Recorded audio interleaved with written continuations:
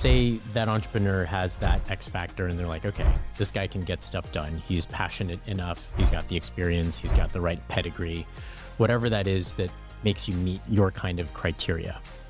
Let's take a look at just the macro factors alone. Like the chances, like why do people start businesses like to begin with, even if they know that singular data point, 99% of you are not going to be around.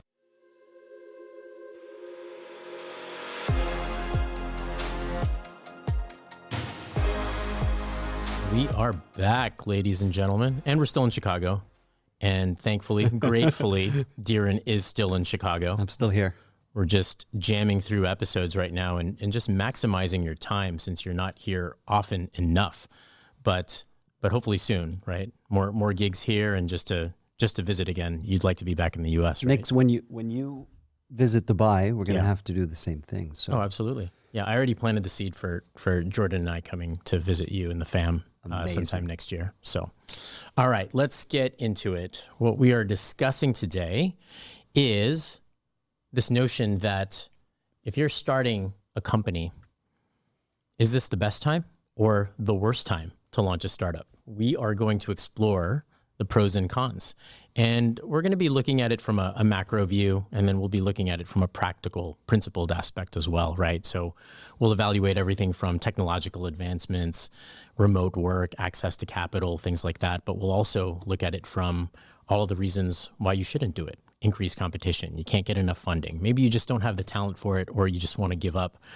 And really, we want to look at this from a very poignant standpoint in which if you're about to launch a startup and maybe you have an industry that's ripe for disruption, is it going to be ripe for you? So with that, let's just dive right into it.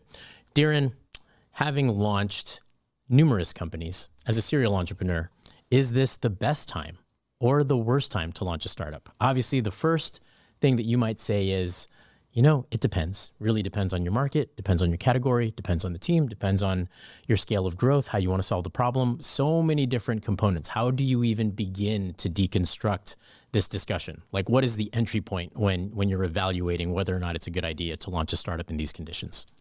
One word. Why? Why do you want to start the startup? Yeah. Right? What is the inherent motivating drive to start this business? Is it a monetary aspect to it? Is it passion? So there are two types of people, right? There are people who are really passionate about what they're doing, and there are people who are not. In the 25 years that I've been working as a consultant and then as an entrepreneur, I found that it's quite binary. Either people are passionate about it or they're not. This morning I was on the plane and there was this lady walking up and down the aisle, right? And she just was not having fun. Like I could tell she hated her job, right? There were a few people flagging her down, asking her for water. The flight attendant, yeah. Yeah, the flight attendant. And Sure. She just was not helpful at all. I wondered, then why are you doing this? Right? Why are you in this career if it doesn't make you feel alive? So is it the best time or is it the worst time? It really depends on why you're doing what you're doing. If the drive is for passion, is for impact, and it's to leave the world in a better place and to challenge yourself, right? Then it's always the best time. It's always the best time. But if the driver is not is neither of that, then I would say even if market conditions are ripe, even if the funding is there, even if you have all the stars lined up in your favor and the wind is blowing behind your sail, it's never the right time. Okay. So intrinsic motivation, obviously, and that ties back to what we had discussed in the previous episode, which is around your purpose-driven goal, right? And lining that up to your growth mindset and ultimately what drives you as an individual as well as your goals. So you're saying market conditions doesn't matter. It's like, it's what's your big why, but what about all of those other things like prevention of capital, or like it's never the right time because I still have a full-time job and I don't want to take that risk for my family or things like that. What about those other factors that are actual like principled factors that you should actually take into account? Yeah, I mean, all of that is important. You definitely need to take all of that into account. But when the passion is there, right? When you truly believe in what you're trying to build or a service that you're trying to bring to market, you're in that resourceful state, right? We spoke about this in the previous episode. In the equation of cause and effect, you're on the cause side. So you will figure it out. I mean, that's what entrepreneurs do. That's what entrepreneurship is about, right? Do you know what the worst day is for an entrepreneur? What's that? Worst day of the week?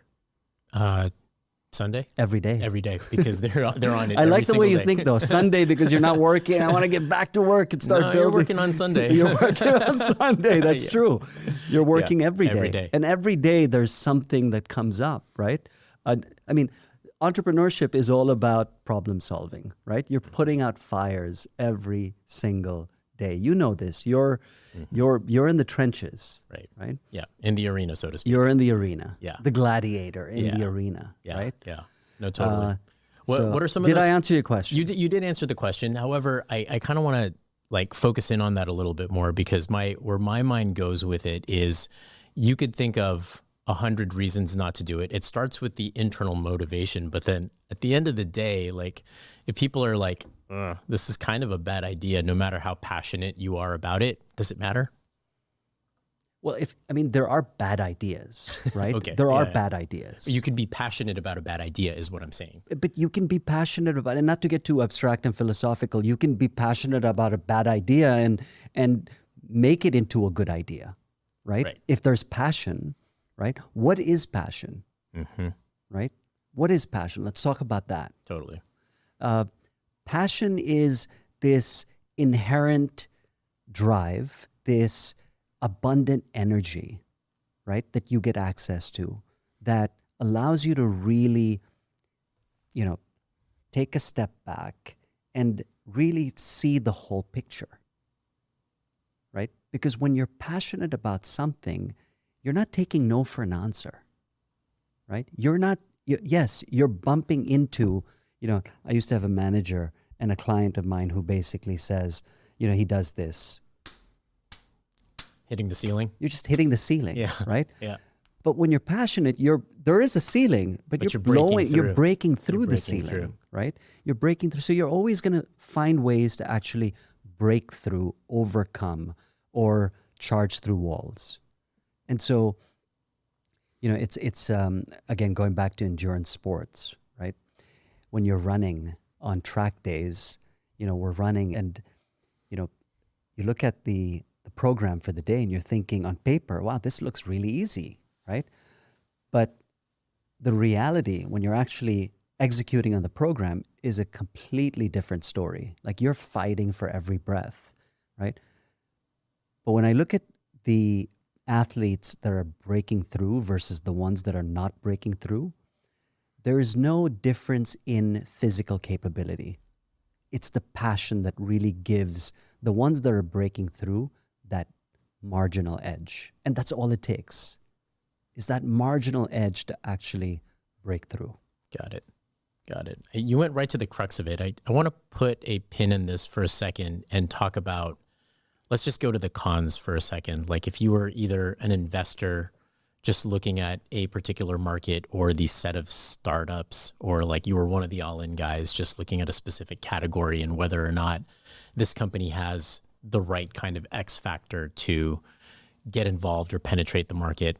Say that entrepreneur has that X factor and they're like, okay, this guy can get stuff done. He's passionate enough. He's got the experience. He's got the right pedigree, whatever that is that makes you meet your kind of criteria. Let's take a look at just the macro factors alone. Like the chances, like why do people start businesses like to begin with, even if they know that singular data point, 99% of you are not going to be around. Just for that reason alone, why even do this? Like, okay, I'm passionate about it, but I'm about to put my family through hell. I'm about to have sleepless nights. I'm going to work 7 hours a week for maybe not a whole lot of pay until this fruit or this plant bears any fruit whatsoever. Why do it with all of the things and all of the factors going against you? Why? Are you asking me why? Why Yeah. entrepreneurs do it? Let's look at the two ways. So that's the philosophical aspect. Let's first look at all of the current market conditions as to why it's like the worst time to do a startup, and then tie that to the second component. It's like, what's your why there? I mean, so you went through some of the cons, right? I did. Increased competition Sure. is definitely lack of funding or lack of access to funding. Something I went through, regulatory challenges, right? I went through, two of my startups went through major regulatory challenges where the government was actually my competitor, right? And they were setting regulation. Totally. And I could have at that point said, I'm not going to go up against the government, right? But that's why the tech industry, and this is not just tech, but came up with this term called pivot, right? We pivot. Yep. You find a different angle, right? You start dancing to a different song. That's right. Right? Yep. So then there's this war for talent at the moment, right? Having been here for a month, every entrepreneur I speak to has been telling me the same story, which is I just can't get access to good talent. Yep. Right? Talent, there's a scarcity of talent at the moment. So when we run into these real challenges that you're talking about, the cons. Yeah. The question ultimately was, so the macro conditions, which you covered. Yeah. And then taking into account all of the reasons why this would not be a good idea to launch a startup. Why do you still do it? Why do we still do it? We still do it because I think anyone that still does it, taking into account all the obstacles, clearly it's because of passion. Yeah. So it goes back to that X factor. It really goes back to the X factor. Yeah. Yeah. The big why. Yeah. I mean, there are, and I've been in this situation wherein I'm doing it not because I'm passionate about it, but because there's this, there's this monetary outcome at the end of that road, right? And I've noticed, and I went through this recently, and we spoke about this over lunch, right? I got to a point wherein, the only driver was the monetary outcome. And Nikos, the monetary outcome was going to be significant, but I just had no passion for it. And the conditions were ripe. Access to funding was there. We had talent. Regulation was something that we were constantly having to work around. But on balance, we had the right team. We had the funding in place. We were building out the tech. Everything was there, but the passion wasn't. And so every day I would wake up thinking, oh, not again. Like, I was in dread. Like I dreaded getting on the next call or the next meeting. Super interesting. So let me unpack that just a little bit, because you gave me an aha moment. And as we're thinking about the reasons why or why not launch a startup today, I realize there's an even deeper question around why a startup at all. So when I'm thinking about the why, why a startup is a vehicle to answer your big why. Like, I could have been a novelist. I could continue to write books. You could be a keynote speaker, right? And so I am. Yeah, exactly. So what ultimately drives you determines the medium at which you decide to go about your work. And a startup is a very specific thing because it suggests that there is some self-sustainability baked into that, just based on how you metabolize. And by what I mean by metabolize, you mean monetize, right? So it's like, how does this business start to sustain itself in a way that goes from 0 to 1, that creates value? But, while you were talking earlier, it's like, what gets you out of bed in the morning? I think of an artist that could just paint portraits, or a digital artist that could create graphic design arts, or now an AI artist that could just go into Midjourney and light up a store on Etsy. What's something about the entrepreneur that drives them toward kind of this vehicle that is a startup to answer that big question of what is my why? Like, where do you think that comes from versus like somebody that just wants to get up and write books or be like a Michael Jordan or like a competitive athlete? Like there's something interesting about the vehicle of a business or a startup to kind of tap into a bigger why. Like, what is that? Hey there. We're taking a quick break from the show to let you know that if you'd like to invite Dhiren or Nikos to speak at your next event on topics ranging from emergence and the inner game to the future of AI, we've got you covered. Simply email us at info@emergencenowpod.com. Once again, that's info@emergencenowpod.com. Now, let's dive back to the show. I think it's this notion of creating something from nothing,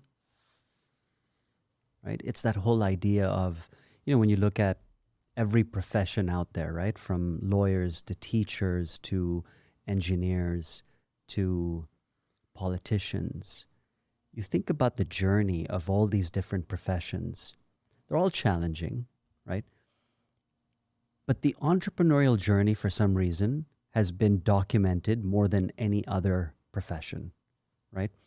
And the challenges that an entrepreneur goes through is very clear. At least maybe I'm drinking my own Kool-Aid here, but having been an entrepreneur for so many years, but it seems like it's the most challenging journey that exists. It takes a special breed of human to constantly push yourself outside your comfort zone where it's really uncomfortable, but that's where growth and transformation takes place, right? So I think it's this whole notion. I think there are two aspects to this. One, it's the metabolizing, the outcome of, financial independence, right? Ultimately, what is it that we all want, right? As entrepreneurs, right? Yeah.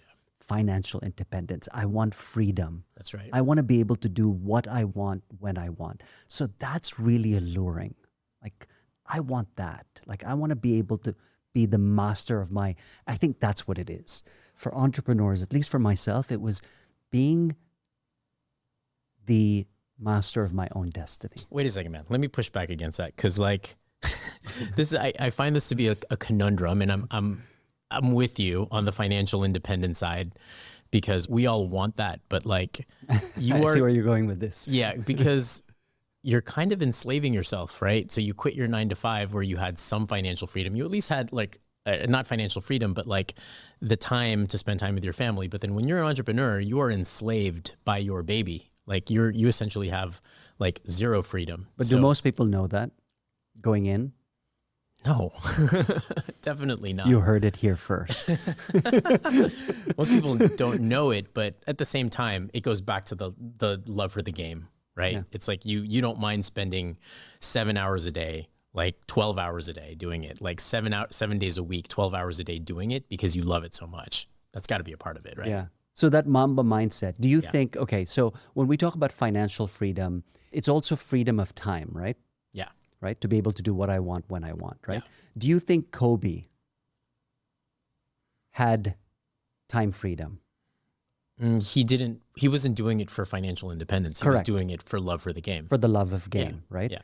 And so why do people still get into it in spite of knowing that, your pushback is, well, you're still enslaving yourself, right? Mm-hmm. You're not actually, there is no financial freedom until much later. If at all, you are that 1%, what is that, 5% of all businesses fail in the first 3 years, and then, 95% of that 5% fail in the 5th year, and so on and so forth. We know the odds very well, right? It's stacked completely against the entrepreneur's favor. Right. But yet we continue to do it. I think it's that love of creating something from nothing, the passion. And then the other side are people who think, okay, well, this is the gateway, the path to financial freedom. And what they quickly realize is that, yes, there may be financial freedom at the end of the road, but it's a long road. And if the passion isn't there, then you're not going to be able to get to that point where you achieve financial freedom. Don't you think most entrepreneurs, well, it's ideally, because you've been on this journey. I'm still on the journey. You've kind of evaluated it from multiple perspectives and levels of elevation rather. And a lot of entrepreneurs just do it for the money. They're like, can I spin up a business really quick? Can I buy a business and then just do it? Like, a lot of passion isn't there. I would say 50, 60% of it is tied to some kind of intended financial outcome rather than just like pure passion. Like, where do you sit on that? And how many of those people or entrepreneurs make it? Probably not a lot. If it's not self-sustaining that way, unless you're just like super savvy and again, you're just good with buying out businesses and doing things that way, right? So there's a whole model around that. That's more investment, right? You're more investing in opportunities that you see. So you're already coming from somewhat of a position where you have financial independence to be able to say, okay, you're not building from scratch. You're not going from 0 to 1. So I'd like to draw that distinction. Totally. Right? So when we talk about entrepreneurship, or let me ask you, when you're talking about entrepreneurship, are you referring to 0 to 1? I am. Okay. Yeah. Okay. So we're on the same page. Totally. It's good that we're on the same page. Got to be on the same page. Yeah, of course. Okay. So it's all about something from nothing. Something from nothing, right? And so, passion is key. Yep. Absolutely essential. Okay. So that continues to be a threaded theme, apparently, is that if you are wanting to build a startup, then passion has to come from that very place. It has to tap into your ultimate why. So for those of you that have a big why, then ultimately it's the best time to do a startup. Okay. What if you don't have a big why and you still want to start a business? Why? Why even do that? Why? Just be a YouTuber. Yeah. Well, that's also entrepreneurship, right? That is. I mean, you're going from 0 subscriber. Yeah. Solopreneurship. You're going from 0 subscribers to 1. I mean, you're still creating something from nothing, right? Yeah. Why would you want to do that? Is ultimately the most important, essential, fundamental question. Why? I think there's a good one. So, and I think we want to pivot this to, I know you're not a skeptic, but let's talk about like the pushback a little bit, just in terms of the contrarian point of view. The world economy, it's not looking like a good place. The Fed continues to pump, continues to print money, and inflation is going up. It's the worst market conditions. My particular market segment just really sucks. It's so competitive. It's hard to really differentiate. So why even do it if you're not going to differentiate? Well, I feel like there's so many different factors here that people are not paying attention to. But do you want to be a skeptic, or do you want to be, a positivist? Do you want to be somebody that kind of motivates yourself and kind of moves into this new realm? I guess ultimately it's the worst time to do a startup if you're not intrinsically motivated, but the best time to do a startup if you have the right kind of mindset and the right reasons. So just kind of punting back to you there, like ultimately, where do you go if you feel like, there's really no upside from here? I think it comes down to self-awareness, really knowing yourself, your strengths, your weaknesses, and really, parlaying your strengths into something that creates the conditions for success, right? However you define success, right? It may be, defined from a financial perspective. It may be defined from an impact perspective, the number of people that you want to reach and the number of people's lives that you want to change. It may be from success, maybe, getting home at 5 o'clock so that I can read to my kids and have dinner with them and be able to spend time with my spouse, right? So really understanding what is it that we want and what are our strengths, right? And really doing things from an authentic place I think that's key. With entrepreneurship, it's really interesting with startups now. I think now more than ever, especially with, the tech founders and tech celebrities that we all celebrate, right? From the Elons to the Mark to the Dorseys and everyone in between, we look at them and we think, wow, like they've got the jets, they've got this, they've got that, they are making all this. But what we don't understand, or what most people don't understand, is all the work and the sacrifice that has, that they've made to get to, where they are. Absolutely. Right? Yeah, that's where I was going to add that was that a lot of folks may just like the idea of being an entrepreneur without understanding right? what it is. Yeah. Right. Yeah. They won't see the Bezos pre-97 where he's just like in this crappy desk with like a whole bunch of books like stacked there where he's like doing all the shipping himself and things like that. Right. Or Sarah Blakely, who was like licking her own envelopes, right, with Spanx and then sending them off to her own customers. Example. So it's not glamorous. No, it's not glamorous. But we see, media shows us the glamour side. Yeah. Right. We don't see the blood, sweat, and tears that went into it. Totally. Right. And I think we're all capable, right? I mean, we're eternal optimists here. Absolutely. Right. And we believe that we're all capable of that level of creativity, that level of achievement, of success, right? But what it really fundamentally comes down to is being aligned with, is that really authentic to who I am, right? Because not everyone is built to be an entrepreneur, because not everyone is willing to make the sacrifice to live the entrepreneurial lifestyle. Yeah, most definitely. All right, man. Well, you covered... Now here, let me get your last thought, because I want to land the plane because you gave me another aha moment, but we talked a lot about it's the worst time to do a startup. Let's have your final thought on why it's the best time to do a startup. And then I have some closing thoughts on that as well. Why is it the best time to launch a startup? I think it's the best time to launch a startup because the barriers to entry in most industries is probably the lowest it's ever been. With access to AI and various platforms that give us access to the funding. I mean, there's so many different platforms that allow us to bring our service or product to be able to get, crowdsourced funding for that product or that idea or that service is probably the most it's ever been, right? And so when you think about it from a technology perspective, the accessibility to technology, the accessibility to funding, I'm not saying it's easy, right? It's probably more difficult than it's ever been because there's a lot more competition. Commoditization, yeah. The commoditization that's taking place. But it now exists, right? 10 years ago, it didn't exist. And so that's probably why it's the best time.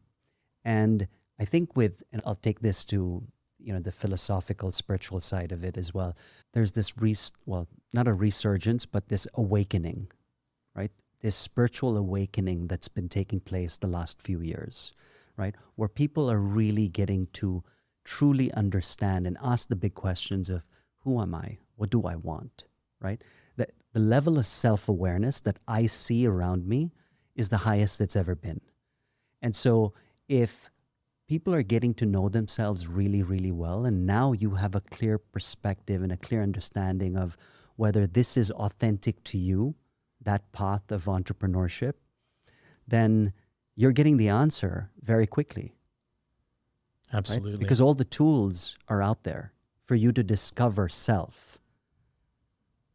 Right? Yeah. So meditation, accessibility, mindfulness. Yeah. Accessibility and the democratization of technology, I'd say, is the big one. And to your point, I would say once you endeavor on something truly challenging that not a lot of people do, I'd say the grit, the resilience, the courage, it just builds this new character in you, and you get to that exact place that you were talking about earlier, which is I become a different person. I transform into a different person. And that person who, even if you fail, you've succeeded at becoming somebody else because that person was not the same person when you entered that cave, when you entered the trenches, when you entered the arena.